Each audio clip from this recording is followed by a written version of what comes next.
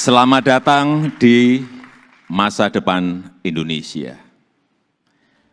Sudah berkali-kali saya sampaikan bahwa kepindahan ibu kota negara ke Nusantara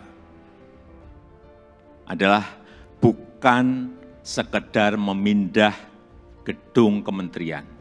Bukan itu. Bukan juga hanya pindah istana presiden. Bukan itu.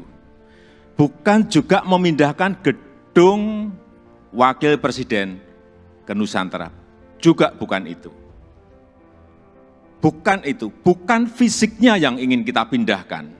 Tetapi yang ingin kita bangun adalah budaya kerja baru, mindset baru, dan IKN sebagai basis ekonomi baru.